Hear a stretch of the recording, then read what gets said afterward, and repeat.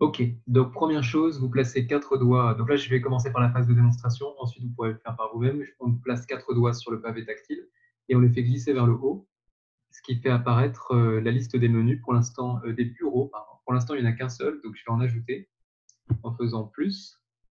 Maintenant, j'ai 2 bureaux et je vais en mettre un troisième. Et puis, un quatrième. Voilà. Sur le premier bureau, on aura tous zoom. Je vais maintenant cliquer sur le deuxième bureau et je vais ajouter une fenêtre de l'explorateur de fichiers.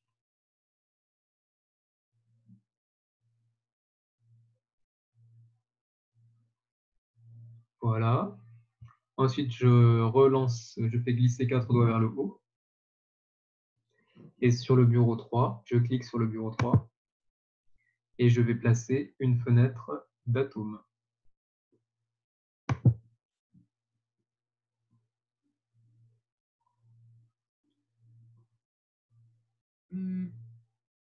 Donc le temps que ça charge.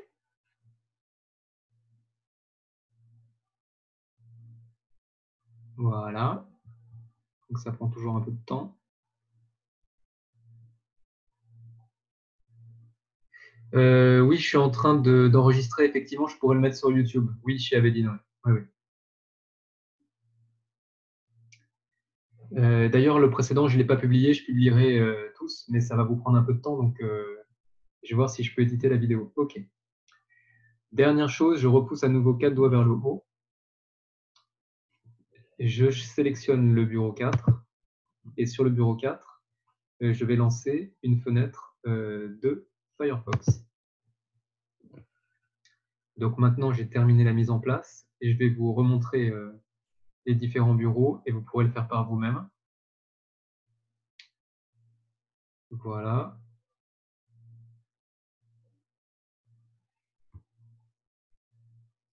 Donc, je vous remontre les différents bureaux et c'est vous qui allez le faire maintenant. Donc, sur le premier bureau, c'est Zoom. Donc, vous voyez rien, mais ça correspond à Zoom. Le bureau 2, c'est l'explorateur de fichiers. Le bureau 3, c'est Atom. Et le bureau 4, c'est Firefox. Donc, première étape, on se remet sur le bureau numéro 2 et on va aller dans le répertoire habituel. Alors, vous vous rappelez, vous pouvez faire glisser 4 doigts gauche, vers la gauche ou vers la droite pour passer efficacement d'un bureau à l'autre. Donc là, c'est vers la droite pour revenir aux fenêtres précédentes. Donc, je vais me mettre sur la fenêtre correspondant à l'explorateur de fichiers et on va retourner dans Dropbox. Vous vous rappelez que vous, c'est moi, c'est LJB élève, mais vous, c'est LJB. Donc, pour moi, ça va être LJB élève, mais pour vous, c'est LJB tout court. Ensuite, vous pouvez suivre au fur et à mesure ici l'arborescence des fichiers. Donc, 2019-2020, NSI, le web, JavaScript, IMC. Voilà. Donc, normalement, vous devriez avoir tout ça. Maintenant, ça c'est fait. Donc, on va passer à Atom. Donc, j'ai vu que certains d'entre vous, vous n'étiez pas là au cours précédent. Donc, je vais vous montrer comment faire un petit changement de paramétrage d'Atom. Donc, très simplement, si vous n'avez pas le menu qui apparaît, vous appuyez sur Alt pour faire apparaître le menu. Et ensuite, vous allez dans File et ensuite dans Setting. File Setting. Et je finis juste la démonstration. Ici, dans la partie de gauche, vous avez l'onglet Editor. Vous allez simplement changer 2 paramètres. Donc, tout en bas, vous allez changer la longueur de la tabulation. Au lieu de la mettre à 2, vous allez la mettre à 4. Et la deuxième chose, c'est que vous allez cocher Show Indent Guide et Show Invisibles. Je vous laisse faire ça. Donc, très très bien. Maintenant, on va fermer l'onglet Setting en déplaçant la souris vers le bout de l'onglet en appuyant sur la croix. Et maintenant, on va faire apparaître le menu avec Alt et ouvrir le projet. Donc là, vous pouvez faire tout simplement Open Folder, File Open Folder, et on va choisir donc le dossier Dropbox. Et après, c'est toujours pareil. Vous choisissez LJB. Moi, je choisis LJB élève. Et ainsi de suite. 2019-2020, NSI, le web, JavaScript. Et vous cliquez une seule fois sur IMC. Donc, vous n'ouvrez pas le dossier, vous cliquez seulement une seule fois. Et vous appuyez ensuite sur sélectionner le dossier.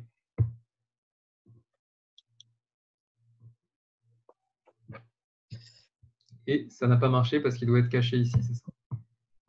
Donc normalement, vous devriez voir ça apparaître. Si vous ne le voyez pas apparaître, c'est que la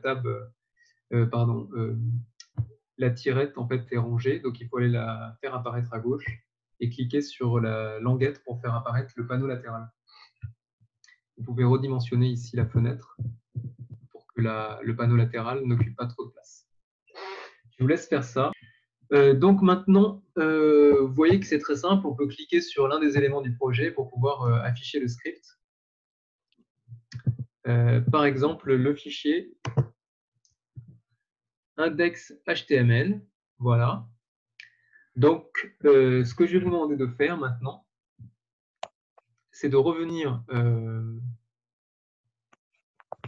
et de double-cliquer sur le fichier HTML pour l'ouvrir avec Firefox.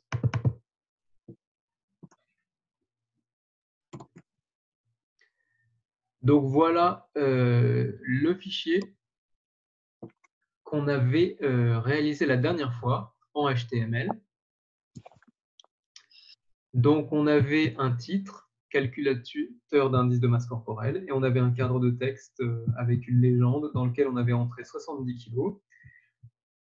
Une légende aussi, un cadre de texte où on avait rentré la taille de la personne. Et normalement, l'objectif du cours, c'est de rendre le bouton valider actif pour qu'il puisse nous calculer l'IMC de la personne. Et vous voyez que quand j'appuie sur valider, il ne se passe rien. Donc si je vais sur le site de la classe, ici, vous voyez que dans la partie chapitre 4, vous avez la description du mini-projet. Et ici, on vous donne un lien pour tester l'application. Donc, je vais cliquer ici. Et ici, vous voyez l'adresse de la page qui s'affiche. Donc, c'est la racine du site. Et ici, à la place de NSI, vous avez IMC. Maintenant, cette page-là, c'est le projet terminé. Donc, vous allez voir que quand j'appuie sur valider, il y a une fenêtre qui s'ouvre et qui indique votre IMC vaut environ 24,2 kg par mètre carré. Je peux appuyer sur OK. Je peux changer la valeur en kilos. Par exemple, imaginons que la personne est grossie de 20 kg. Je relance. Et là, vous voyez que l'IMC a augmenté. Et je vous rappelle que donc l'IMC est considéré comme normal entre 18 et 25. Donc là, la personne a intérêt à faire un examen médical puisqu'elle est potentiellement en surpoids. Donc pour les élèves qui viennent... Ah oui, juste une dernière chose, regardez. Ici, j'ai changé la valeur à 90. Si je clique dans la barre d'adresse et que je réappuie sur Entrée pour recharger la page, ici, vous voyez que le 90 est revenu à 70, donc il y a des valeurs par défaut. Dernière chose, et ça concerne tous les élèves, peu importe qui vous êtes. Donc ici, vous voyez que en fait, ça fait référence à la page qui s'appelle index.html et que j'ai mis en ligne. J'appuie sur Entrée et vous voyez qu'on obtient exactement le même résultat. C'est juste pour vous dire que l'intérêt de choisir comme nom index.html, c'est que c'est facultatif. Ça veut dire que je peux l'enlever et j'obtiens bien le résultat. C'est-à-dire que le fichier HTML qui est présent, index.html, qui est présent sur le serveur dans le dossier IMC, eh bien, il va être automatiquement chargé. S'il y a un autre fichier HTML dans le même dossier, eh bien, il ne sera pas chargé. C'est index.html qui sera chargé.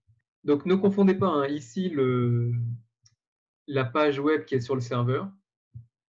Donc l'adresse commence par HTTPS, le protocole HTTP qu'on détaillera dans le chapitre suivant. Avec l'autre page, donc l'autre page qui, elle, commence par file, l'adresse commence par file, et ce qui indique que c'est bien le fichier sur lequel on est en train de travailler, qui est, qui est sur le disque dur de nos ordinateurs respectifs. Donc maintenant, je vais repasser sur Atom, et je vais juste rapidement commenter le fichier HTML pour les élèves qui viennent d'arriver, enfin, qui n'étaient pas au cours précédent. Donc ici, vous avez l'arborescence classique d'un fichier HTML. Donc, vous avez ici la balise HTML et la balise ouvrante, ici la balise HTML fermante. Vous avez la langue et ça, je ne sais pas ce que c'est, il faudra que je vérifie. Ensuite, vous avez les deux parties habituelles. Vous avez la tête et vous avez ensuite le corps. Dans la tête, on a indiqué donc le codage des caractères comme d'habitude et le titre de l'onglet qu'on a appelé INC. Donc rien de nouveau. Dans le corps, par contre, il y a des choses nouvelles. Donc ici, on va détailler. Vous avez un titre 1, donc ça, c'est pas nouveau, et vous avez un paragraphe qui indique à chaque fois l'étiquette du cadre de texte. Et ici, vous avez un nouvel élément HTML qu'on appelle input pour entrer, et qui est en fait le cadre de texte. Ici, l'input de type texte. Et on a rajouté une propriété qui s'appelle ID pour identifiant, et on l'a appelé cadre masse. Sous-entendu, cadre de texte contenant la masse. Et vous voyez ici qu'il y a une autre propriété qui est value, qui permet de donner une valeur par défaut au cadre de texte. C'est ce qu'on a pu vérifier tout à l'heure. La même logique est appliquée en dessous pour le cadre de texte qui correspond à la taille de la personne. Et on lui a donné un identifiant unique, cadre taille. Ça sera utile par la suite pour la programmation. Vous voyez ici que j'ai respecté la convention qu'on appelle Camel, c'est-à-dire qu'on écrit en minuscules et on marque des majuscules pour séparer les mots et rendre plus lisibles les identifiants et les noms de variables. Dernier élément qui va être important, que j'ai mis à l'intérieur d'un paragraphe pour pouvoir sauter une ligne, donc ça c'est juste un détail. Ce qui est important, c'est que vous voyez ici un nouveau type d'input qui est un input de type bouton. Et ici, la propriété, l'attribut value ne donne pas la valeur par défaut, mais tout simplement le texte qui est écrit sur le bouton. Et nous avons également donné un identifiant à cet élément HTML. Nous l'avons appelé bouton validé. Et à nouveau, nous avons respecté la convention Camel.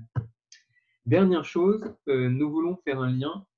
Nous voulons que cette page HTML soit liée à un script qui permette d'exécuter des actions. Et donc, nous avons mis un élément HTML script en bas. L'intérêt, c'est que la page va d'abord se charger sans attendre que le script se charge, ce qui va être moins frustrant pour l'utilisateur.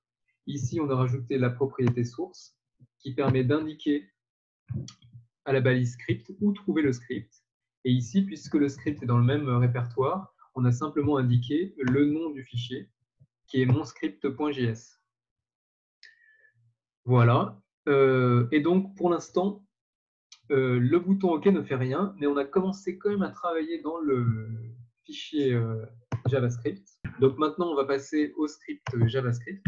Donc JS, en fait, c'est l'extension qui permet de comprendre ce que c'est que JavaScript. Et donc, ce qu'on va faire, c'est que vous allez tous le faire avec moi. Vous allez écrire ici. Donc, je vous laisserai le faire après, je vous montre juste. On va désactiver en fait la partie correspondant à la fonction. Donc, pour faire un bloc de commentaires et éviter d'avoir à écrire double slash en début de chaque ligne pour le transformer en commentaire, vous allez écrire slash, et il me semble que c'est étoile. Et si vous écrivez à la fin étoile slash, ça désactive tout en commentaire. Est-ce que vous avez compris l'idée? Donc ça, c'est ce qu'on appelle un bloc commentaire. Donc j'ai ajouté la commande, les deux caractères slash étoile en début, et à la fin, étoile slash. OK, donc je vous laisse désactiver tout. Alors bien sûr, n'oubliez pas d'enregistrer. Vous vous rappelez que la pastille bleue en haut de l'onglet indique que le fichier n'est pas enregistré. En faisant CTRL S, ça vous permet d'enregistrer.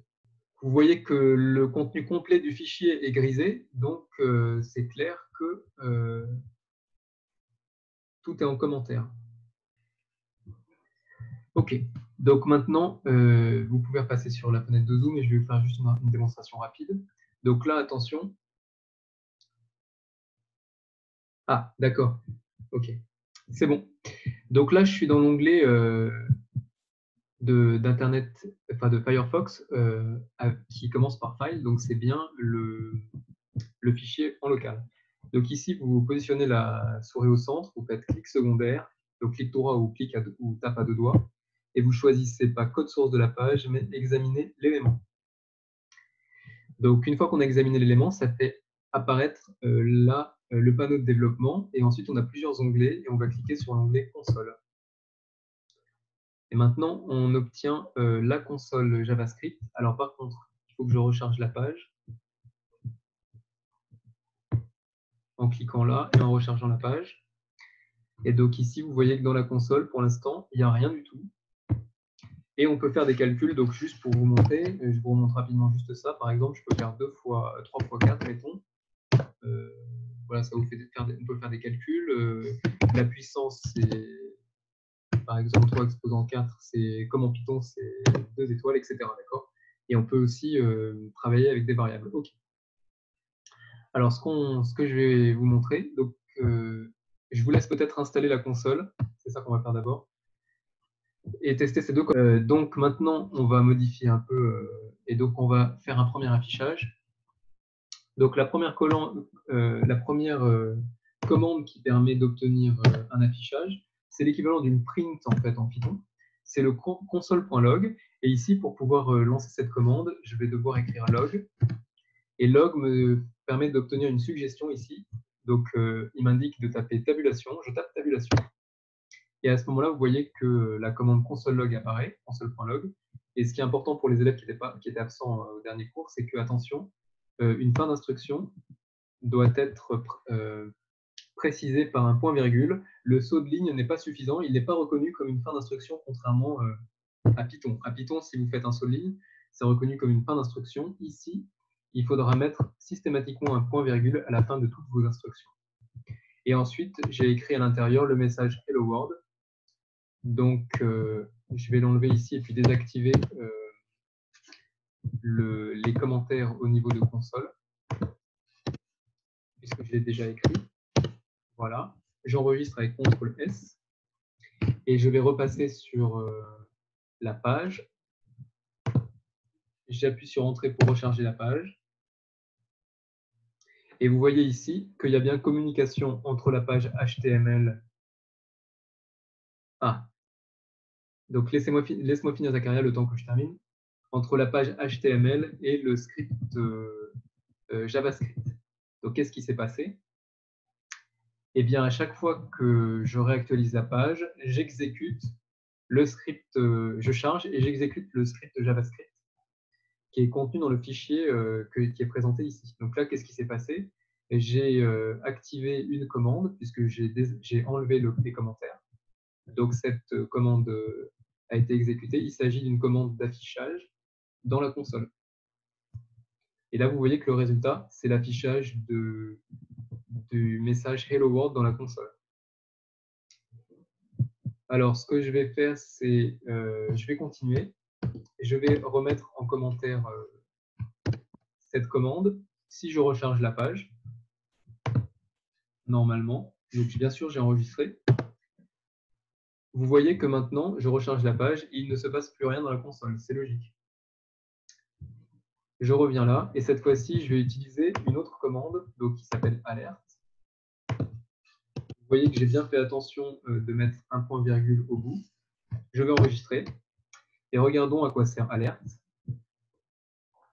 Donc, je peux recharger la page ici. Et vous voyez que alert est en fait l'instruction, la commande qui permet d'afficher une fenêtre de dialogue que je peux ensuite fermer. Dernière chose, la notion d'espace d'environnement de travail. Ici, il faut toujours définir, quand vous définissez une nouvelle variable, ici j'ai appelé la variable test, vous devez utiliser le mot-clé var. Et ici, le test, la variable test est égale à 70. Quand je vais recharger la page, la variable va être chargée dans la mémoire d'exécution.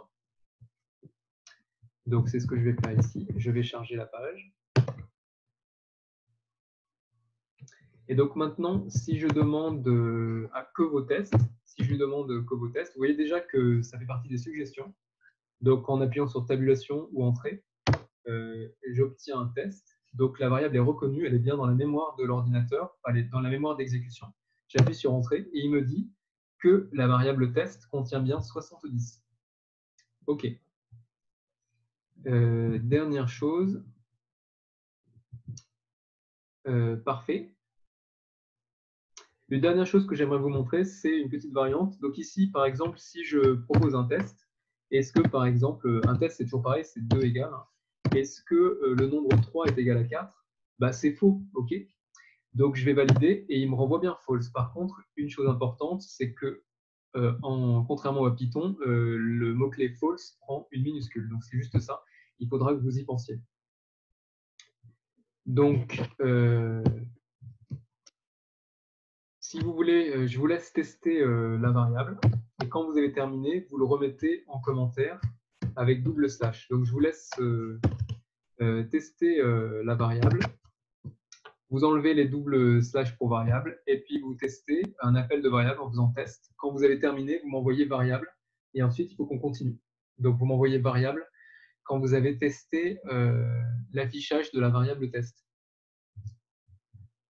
Donc, 2 étapes. Première étape, vous enlevez les commentaires pour var et vous enregistrez votre fichier. Deuxième étape, vous entrez la commande test pour afficher la valeur de la variable test. Quand vous avez terminé, vous m'envoyez variable. Donc, je vais effacer la console avec la poubelle. Et là, je vais simplement écrire T. Et on voit que la deuxième suggestion, c'est test. On peut aussi écrire test en toute ligne, en toute lettre. Pardon, j'appuie sur entrée. Et j'appuie encore sur entrée et ça me dit que test contient la valeur 70. Donc il y a bien une cohérence entre le script qu'on a écrit en JavaScript et le contenu de la variable. Je te laisse vérifier que ça marche. C'est OK, très bien. Donc tous, vous pouvez effacer le contenu à l'affichage de la console avec le bouton poubelle, mais bien sûr, ça n'efface en rien la mémoire d'exécution. Dans la mémoire, on a toujours la valeur 70 qui est associée au nom de variable test. Alors maintenant, dernière chose, on peut remettre des commentaires au niveau de la variable, puisqu'on ne va pas l'utiliser celle-là. C'est juste pour comprendre. Et on va enlever le bloc de commentaires de part et d'autre de la fonction. Donc vous pouvez enlever le bloc de commentaires, mais vous allez laisser un commentaire sur la ligne console. OK. Donc ici, on a écrit une fonction. Alors, c'est facile d'écrire une fonction, en fait. Si vous écrivez, je vais vous le montrer, hein, ce n'est pas la peine de le faire. Si j'écris FU, vous avez vu, il y a déjà une suggestion, j'appuie sur tabulation. Et là, vous voyez qu'on nous donne la structure de base d'une fonction. Et donc ici, vous voyez que ce qui est intéressant, c'est que les structures, comme en Python, il y a 2 points, mais là, les sous-structures des programmes sont introduites par une accolade ouvrante et sont finies par une accolade fermante. Donc c'est comme ça qu'on peut déclarer une fonction. Donc là, je vais l'enlever. Et donc ici, pour que vous compreniez la suite, la page web, elle doit faire 3 choses. Elle doit récupérer les données entrées par l'utilisateur, faire le calcul de l'IMC, et pour finir, afficher le résultat de l'IMC. Donc 3 choses, récupérer les valeurs fournies par l'utilisateur, faire le calcul de l'IMC, et ensuite afficher le résultat. En général, quand on construit une application, on commence par le centre, donc c'est le calcul de l'IMC. C'est pour ça qu'on a commencé par cette fonction. Donc ici, vous voyez que c'est classique. On a le nom de la fonction, calcul IMC, qui prend 2 paramètres, la masse et la taille.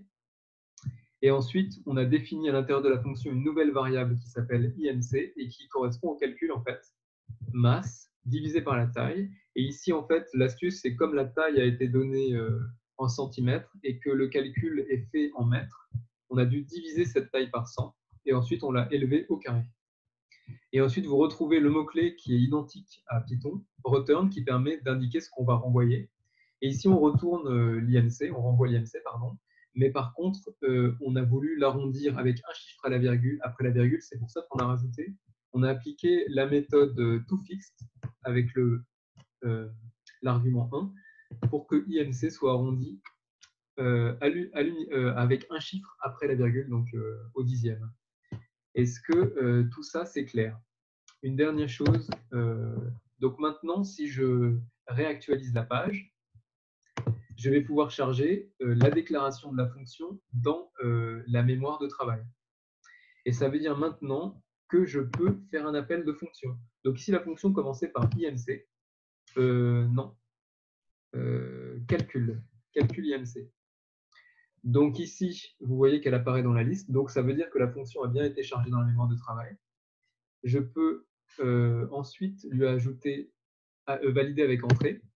Et ici, il me dit, oui, c'est une fonction calcul de l'IMC. Et je peux avoir des informations sur cette fonction. Mais ici, moi, ce qui m'intéresse, c'est pas d'avoir des informations sur la fonction, c'est de l'utiliser pour un calcul. Donc, je vais lui préciser des paramètres.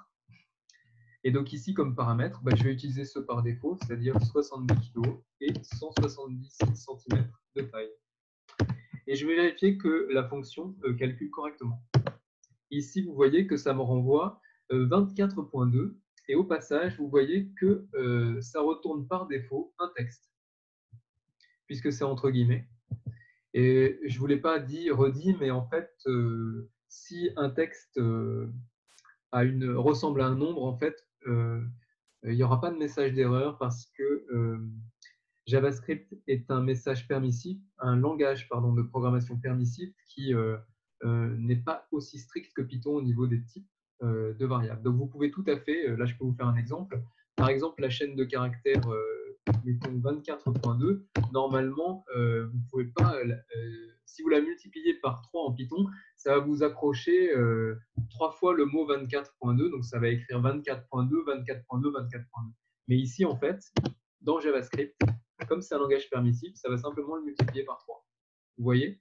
Alors qu'au final, ça n'a pas de sens. On ne peut pas multiplier normalement en Python une chaîne de caractères.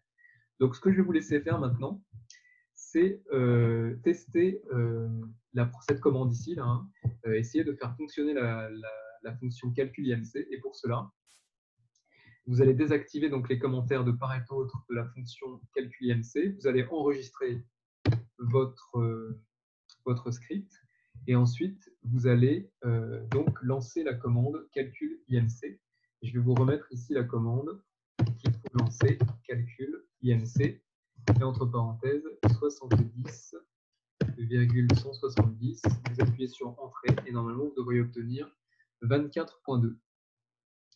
Donc je vous laisse faire ces deux, le mot-clé calcul. N'oubliez pas d'enregistrer votre script JavaScript et deuxièmement de recharger votre page web pour que la déclaration de la fonction, la définition de la fonction soit chargée dans l'espace, dans la mémoire de travail.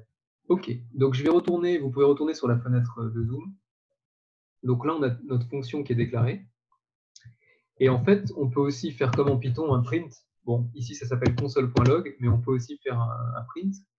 Donc ici, qu'est-ce que j'ai fait? J'ai utilisé la fonction d'affichage dans la console. Et à l'intérieur, j'ai mis un appel à la fonction calcul IMC en lui mettant deux arguments, donc les arguments qu'on a utilisés tout à l'heure. Donc là, je vais enregistrer à nouveau. Je vais retourner dans la page. Je vais recharger le script. Donc la page, sous-entendu également le script qui est derrière. Et ici, vous voyez que 24.2 s'est affiché. Ce qui indique que cette commande, donc afficher le résultat de calcul de l'IMC, c'est bien réalisé, d'accord? Donc c'est une autre façon de travailler qui ressemble à ce qu'on a fait dans Python. OK? Donc là, c'était juste pour mettre dans la situation. Donc maintenant, vous vous rappelez vous vous rappelez que cette fonction de calcul, elle est au centre en fait de deux choses. Le fait de capter les valeurs rentrées par l'utilisateur. Ensuite, il y a le calcul qui est fait par cette fonction, mais on l'a déjà. Et la dernière étape, c'est l'affichage. Et donc, la logique qu'on va suivre, c'est qu'on va associer au bouton valider, on va lui associer une fonction. Donc, cette fonction, on va pas être très original. Cette fonction, on va l'appeler fonction validée. Donc ici, je vais écrire FU, c'est suffisant. Ensuite, j'appuie sur tabulation pour avoir la suggestion. Tout est fait automatiquement. Vous voyez que fonction name est sélectionné. Donc si j'écris, ça va modifier tout de suite le nom de la fonction. Donc cette fonction, je vais l'appeler fonction majuscule validée. Donc cette fonction, c'est elle qui va permettre de rendre actif le bouton validé. OK? J'enregistre et dans cette fonction validée, je vais... alors, on peut faire de différentes façons. Donc là, j'ai mis une tabulation. Comment peut-on faire afficher quelque chose dans la page web? Est-ce que vous pouvez me proposer deux façons d'afficher quelque chose dans la page web? Vous m'envoyez le mot-clé qui correspondrait à une fonction qui permettrait d'afficher quelque chose dans la page web. Donc, quelles sont les deux fonctions alerte? Très bien. On peut utiliser alerte, ça va faire apparaître une fenêtre, mais on pourrait utiliser aussi autre chose si on voulait le faire dans la console. On pourrait utiliser la fonction console.log. Ici, comme le but à la fin, c'est d'afficher une fenêtre, on va utiliser alerte. Alors, il me semble que... Alerte, voilà. Donc là, il ne faut pas oublier de rajouter, je ne sais pas pourquoi ça ne marche pas bien, donc il faut rajouter un point virgule au bout. Et donc ici, dedans, on va mettre le bouton marche. Le bouton marche. OK, avec un point d'exclamation et CTRL S. OK. Donc, je vous laisse faire ça. Vous allez créer cette fonction validée et vous allez, à l'intérieur, demander de faire un affichage de fenêtre, le bouton marche. Donc, je vous laisse faire ça. Donc, faites bien attention d'utiliser la suggestion pour que la syntaxe soit correcte. Et ici, n'oubliez pas d'ajouter le point virgule à la fin de l'instruction. Parfait. Donc maintenant, vous enregistrez avec CTRL S. Je vais retourner sur la page web, donc celle qui est sur votre disque dur. Et je vais appuyer sur Valider. Et il ne se passe rien. C'est la catastrophe. Alors pourquoi il ne se passe rien? Donc ça, je vous l'ai déjà demandé plusieurs fois aux élèves qui étaient là avant. Pourquoi le bouton Valider ne marche pas? Donc j'attends vos propositions par le chat. Alors oui, ça déjà, ça c'est une bonne remarque. Il faut effectivement rafraîchir la page. Ça, c'est une bonne chose. J'ai oublié de rafraîchir la page. Donc je rafraîchis la page. Ici, la console est vide, donc tout va bien, puisqu'on a désactivé cette commande. Très bien. J'appuie sur Valider. Et ça n'améliore pas les choses. Voilà, il va falloir que le bouton Valider il soit associé à la fonction validée. Et pour ça, il faut passer par le fichier HTML. Donc si on retourne sur le fichier HTML, ici, vous voyez que le fichier HTML, le bouton, il est là. Et en fait, il va falloir indiquer au bouton qu'il doit lancer la fonction. Et donc, c'est dans une propriété qu'on doit ajouter qui s'appelle on. Voilà, vous l'avez ici, c'est onClick. Donc, c'est onClick. Et onClick, ici, on doit indiquer le nom de la fonction qui nous intéresse. Et donc, ici, c'est la fonction validée. Donc, vous avez bien mis une majuscule, hein, attention. Donc, je copie le nom de la fonction et je vais l'intégrer entre les guillemets. Voilà. Et donc, maintenant, j'enregistre. Et je vais aller vérifier que à ce moment-là, si je recharge la page, et je vous remettrai après le... Si je recharge la page, ah, ça marche toujours pas. Alors, qu'est-ce que j'ai fait comme erreur? Ah oui, pardon. Une fonction, ça s'appelle toujours, même si elle n'a pas d'argument, avec des parenthèses. Donc j'ai mis les parenthèses au bout. Et ici, j'ai dû oublier de mettre les parenthèses effectivement dans le nom de la fonction. Excusez-moi. Donc je vais vous remettre tout ça. Donc dans mon script JS, ça lag un peu. Voilà. Ici, vous voyez qu'il y a les deux parenthèses là qui s'ajoutent automatiquement. Et en fait, quand vous faites votre copier-coller, il va falloir les prendre avec. Donc ça fait partie des conventions. Donc ici, dans le fichier index.html, il faudra coller fonction validée. Donc la partie à ajouter dans votre fichier HTML, c'est tout ça. Je vais enregistrer et je vais vérifier ici.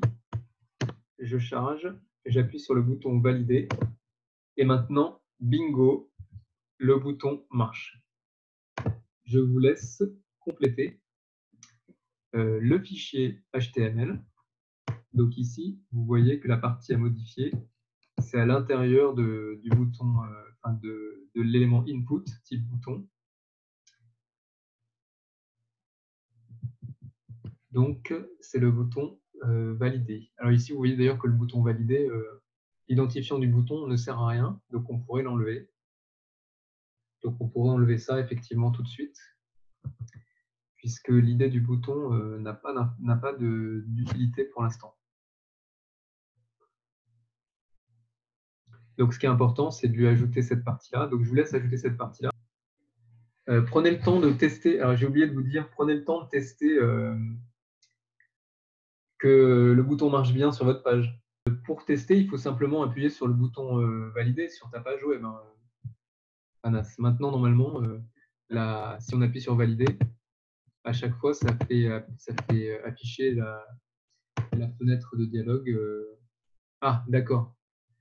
Oui, parce qu'au bout d'un moment, il doit se poser la question, est-ce que c'est une pub? C'est pour ça. OK. Très bien. Parce qu'à partir d'un certain nombre de pop-up, il doit considérer que c'est une pub. Mais si je recharge la page, à ce moment-là, le message disparaît. OK. C'est parce que si vous le faites trop de fois, le navigateur s'inquiète et se demande si ce n'est pas un message inopportun qui s'ouvre automatiquement. Okay. Maintenant, on a fait deux choses, c'est on dispose d'un élément qui permet de faire un calcul, d'une fonction qui permet de faire un calcul, on dispose d'une fonction qui permet d'afficher les résultats. Qu'est-ce qui manque? Il manque le premier élément, c'est quoi? Rappelez-vous, au centre, il y a la fonction qui calcule, à la fin, il y a l'affichage, mais qu'est-ce qu'il y a tout au début? Est-ce que quelqu'un peut me dire par le chat ce qui manque?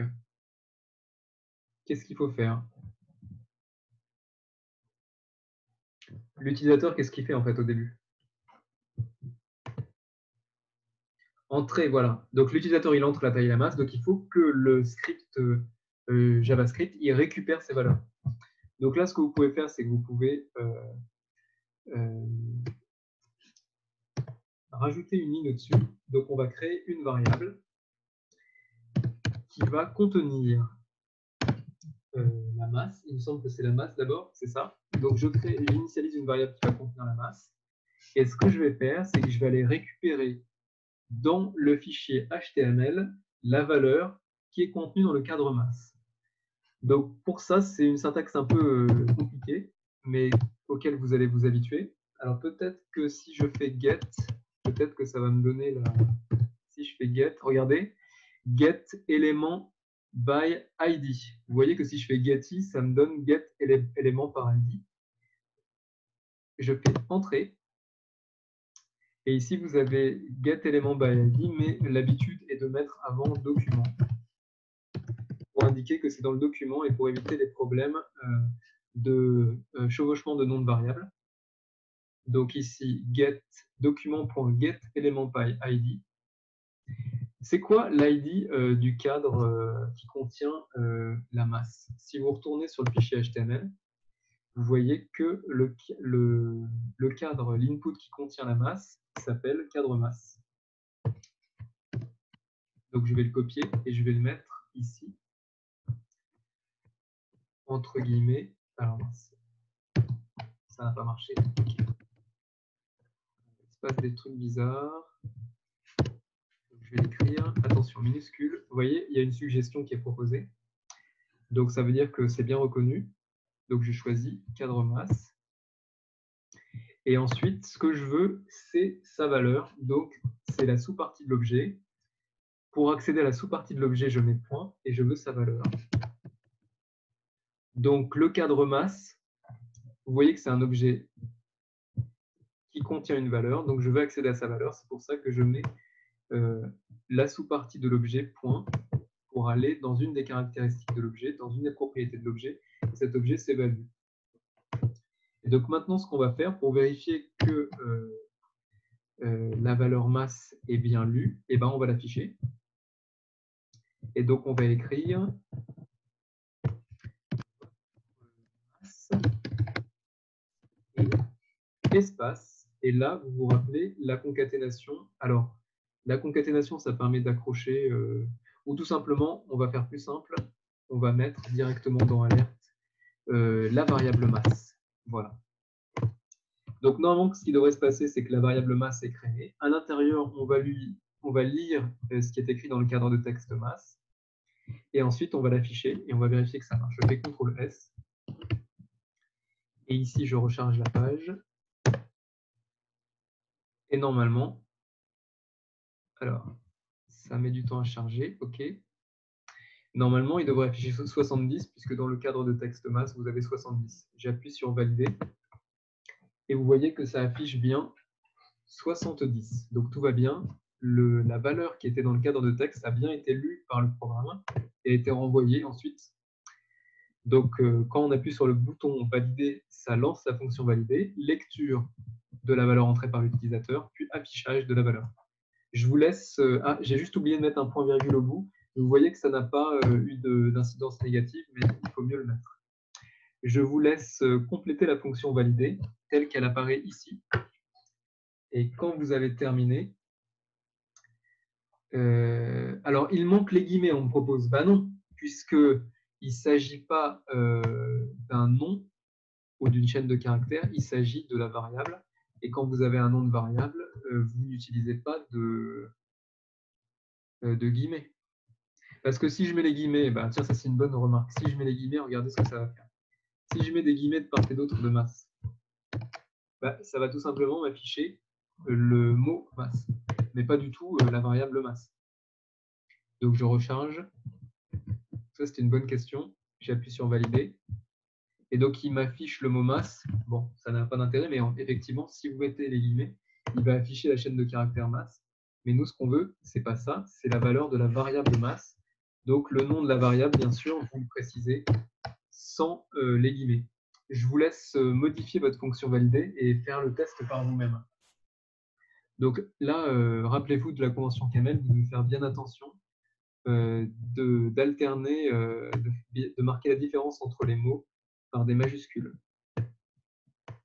OK, et identiquement pour le nom du cadre de masse, avec le M qui sert à distinguer la séparation entre les différents mots du nom de l'identifiant du cadre.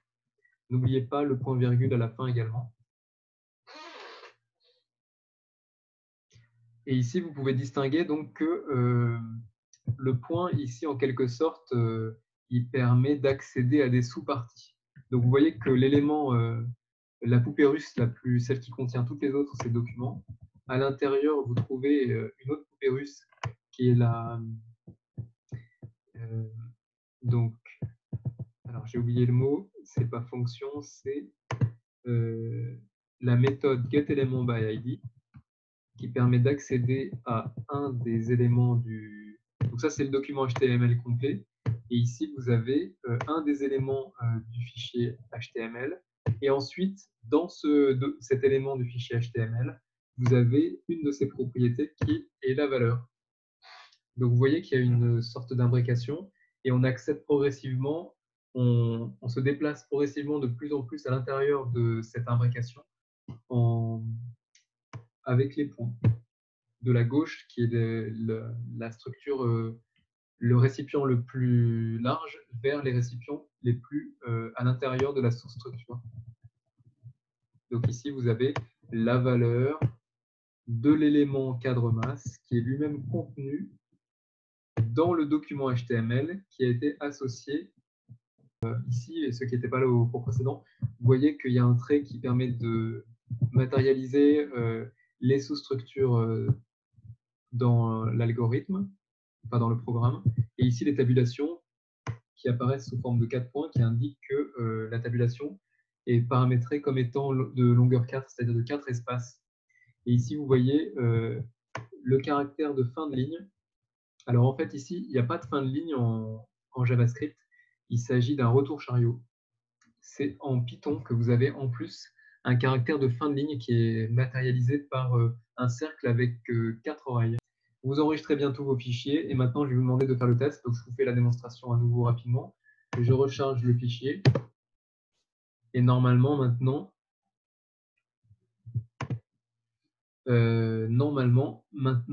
si j'appuie sur valider, j'obtiens bien la valeur contenue dans le cadre de texte cadre masse. Et donc, je vous laisse le faire par vous-même. Alors, vous voyez maintenant que la console est inutile puisqu'on passe par alerte. Donc, à vous de jouer. OK, donc c'est bon pour tout le monde. Donc là, maintenant, on a fait la partie masse. Il faut faire la même chose pour la partie taille. Donc, c'est très simple. On va retourner dans le script JS. On va copier la ligne qu'on a écrite. Et on va modifier les seuls points qu'il faut modifier. Donc, je copie tout. Je fais CTRL-C. Je vais à la ligne. CTRL-V. Et ici, je vais changer masse par taille. Et puis là, je vais remplacer cadre masse par cadre taille. Et puis aussi pour l'affichage, je vais remplacer par taille pour voir si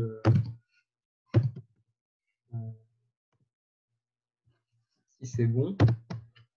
J'enregistre tout, je recharge la page. Et cette fois-ci, ça devrait afficher normalement la taille. J'appuie sur valider et c'est bon, ça a affiché la taille. Je vous laisse faire ça et vous m'envoyez taille quand vous avez modifié votre fichier JavaScript en rajoutant cette commande et que vous avez pu afficher la taille. Alors attention, j'ai aussi modifié le alert pour pouvoir afficher la valeur de la variable. Très bien. Dernière chose, nous, ce qu'on veut faire, c'est pas afficher la masse, c'est pas afficher la taille, c'est calculer l'IMC.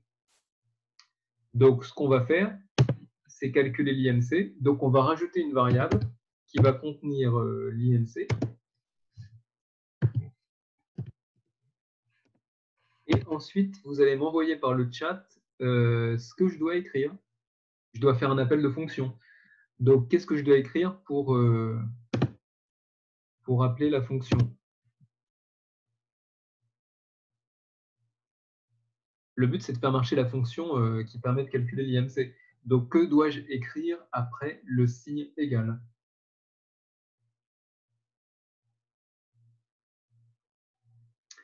Alors, la fonction qui permet de calculer l'IMC, elle a un nom. C'est quoi le nom de cette fonction? Voilà. Donc, attention, le mot-clé fonction, il sert à faire la déclaration de la fonction. C'est l'équivalent du mot-clé def en Python. Mais nous, on ne veut pas déclarer la fonction ou donner sa définition. Nous, ce qu'on veut, c'est faire un appel de fonction, c'est-à-dire l'utiliser. Quand vous utilisez une fonction, vous n'utilisez que le nom de la fonction. Donc, je vais utiliser le nom de la fonction.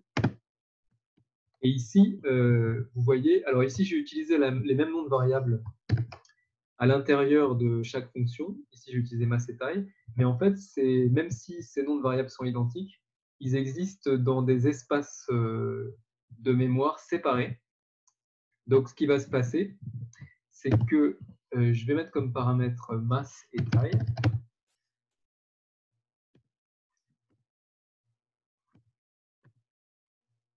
Voilà. Et ce qui va se passer, c'est qu'il va me prendre la valeur du cadre. Il va la mettre dedans. Il va prendre la valeur de l'autre cadre, il va la mettre dedans. Et ensuite, donc, il va mettre ici 70 et ici, il va mettre 170. Et ensuite, il va dire, ah, ça, c'est la fonction calcul IMC, donc je vais aller chercher sa définition. Donc, il va aller ici, dans la définition, Et il va dire, alors le premier paramètre, il a pris comme valeur ici 70. Donc ici, je vais mettre 70. Et ici, je vais mettre 170. Et ensuite, il va faire le calcul ici. Et il va renvoyer la valeur. Et la valeur, elle va être envoyée dans la variable IMC qui va contenir cette valeur. Donc maintenant, ce que je peux faire, c'est tester l'affichage de la variable IMC. Donc je vais le faire tout de suite. J'enregistre. Je retourne sur la page. Je recharge la page. OK, j'appuie sur valider. Et ça fait 24.2. Et si je retourne sur la page précédente, vous voyez que là, il y a un message avec marqué « Votre IMC vaut environ 24.2 kg par mètre carré ». Donc maintenant, il reste encore ça à faire. Alors pour l'instant, je vous laisse déjà vérifier ça. Vous allez le faire par vous-même. Donc, j'ai oublié encore le point virgule, décidément. Donc, je vous laisse tester par vous-même cette commande. Donc, je vous laisse faire ça. Quand vous avez terminé de modifier votre script JavaScript et que vous avez testé l'affichage de l'IMC, vous m'envoyez IMC par le chat et on va bientôt terminer le cours. On a répondu. OK. Bon, alors ça, c'est très bien. Sauf que vous voyez que dans le... Ici, on aimerait avoir un message qui soit quand même plus facile à comprendre pour une personne. Donc, votre IMC vaut environ 2 points, 24.2 kg par mètre carré. Donc, kg par mètre carré étant l'unité de l'IMC. Donc, ici, est-ce que vous pouvez, pour qu'on termine le cours, donc je vous remets le message qui doit s'afficher, et vous allez m'envoyer par le chat la commande, commençant par ce que je vais vous envoyer par le chat. Vous m'envoyez alerte, et vous me dites ce que je dois écrire à l'intérieur d'alerte. Donc, on va l'écrire ensemble. Très bien, pour Florence, c'est quasiment ça. Donc, à la place, ici, je vais écrire... alors, juste, j'ai déjà oublié, votre IMC vaut environ... OK. Donc, votre... alors, il ne faut pas que j'oublie de mettre les guillemets. Donc, simple code ou double code, comme vous voulez. Votre simple guillemet ou double guillemet. Le simple guillemet est habituel dans les fichiers JavaScript. Votre IMC vaut environ 2 points. Ensuite, on va mettre un espace, on ferme les guillemets, on met un plus pour accrocher. Peut-être que vous pouvez mettre des espaces, mais c'est facultatif. Et on va continuer la concaténation pour que la chaîne de caractères soit accrochée. Donc là, à nouveau, je vais mettre un espace pour éviter que ça soit collé au nombre IMC, et je vais pouvoir mettre kilogramme par mètre carré. Et je mets un point, j'enregistre et je vais vérifier que ça fonctionne bien et on aura terminé notre application. Donc attention, je retourne sur la page en local, j'appuie sur Entrée, je valide et vous voyez, votre IMC vaut environ 24.2 kg par mètre carré. Donc c'est bon. Je peux fermer la console puisqu'on n'en a plus besoin. Et je vous laisse tester par vous-même. Donc ici, vous avez... Donc je vous rappelle, en fait, vous avez la commande. Je vous rappelle que ce qui est à l'intérieur des parenthèses, c'est une énorme chaîne de caractères qui est constituée de 3 parties qui ont été collées les unes aux autres. Et en informatique, lorsqu'on accroche plusieurs chaînes de caractères ensemble, on parle de concaténation. Et ici, l'opérateur qui est utilisé pour la concaténation de chaînes de caractères, c'est l'opérateur plus. Et donc, ce qui est un peu surprenant en JavaScript, c'est que la fonction retourne par défaut, au lieu de retourner un nombre, elle retourne une chaîne de caractères, mais qui est considérée dans un calcul comme un nombre. Donc, c'est un peu particulier. Et j'imagine que ce manque de rigueur pourra nous poser certains problèmes. Donc, on mesure ici les avantages et les inconvénients du langage de programmation JavaScript. Quand vous avez terminé et que vous avez validé en appuyant sur le bouton OK que tout fonctionne, vous pouvez m'envoyer le mot-clé message par le chat. Alors IMC, j'aurais dû le mettre en majuscule hein, parce que ça s'écrit en majuscule. Bon, c'est un détail, c'est pas très important. Mais ici, les noms de variables, toujours en minuscule. Sauf si vous avez des séparations de mots. À ce moment-là, la majuscule a un rôle qui permet de mieux distinguer le nom de la variable. Donc, ceux qui ont terminé, vous pouvez rajouter peut-être un commentaire. Ici, par exemple, je peux dire lancer par le bouton validé.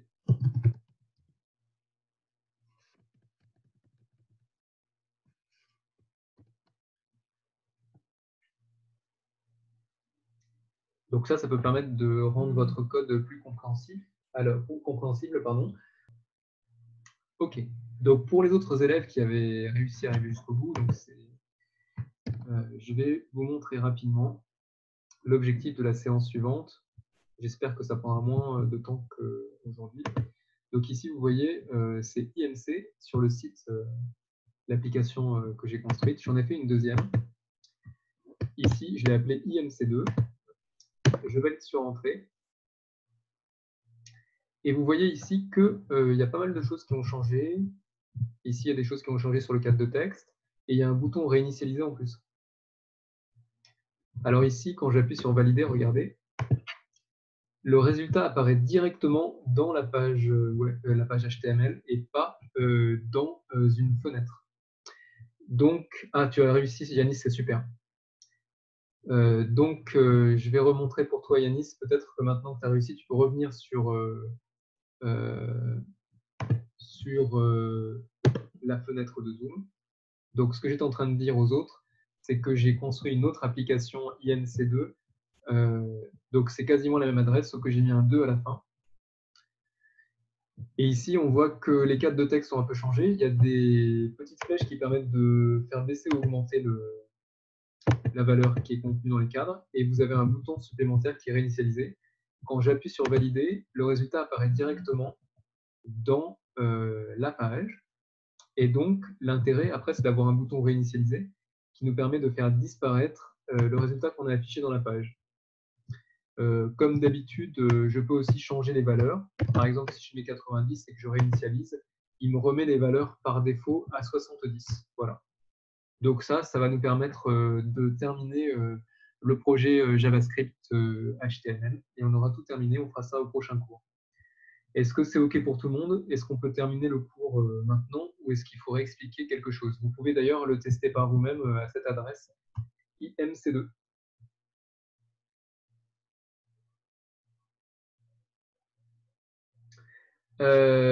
Ah oui, bien sûr. Regardez ici, j'ai oublié de vous le dire. Regardez. Vous avez, ici, je n'ai pas tout lu, excusez-moi, je suis allé trop vite. Votre IMC vaut environ 24,2 kg par mètre carré. Vous avez une corpulence normale. Remarque, l'IMC est un simple estimateur qui ne remplace pas l'avis médical. Donc effectivement, vous verrez la prochaine fois, l'intérêt de faire ça, c'est qu'on va utiliser des boucles conditionnelles. Ici, par exemple, si je change et que je mets 90 et que je valide, vous voyez que cette fois-ci, l'IMC est passé à 31 kg par mètre carré. Et il y a marqué, vous êtes potentiellement en situation de surpoids. Remarque, l'IMC est un simple estimateur qui ne remplace pas l'avis d'un médecin. À chaque fois, je le mets. Parce qu'il faut garder en tête que l'IMC n'est qu'un calcul qui est fait comme ça et qui n'est pas adapté forcément à toutes les morphologies. Est-ce que c'est bon pour tout le monde? Donc là, je peux réinitialiser à nouveau.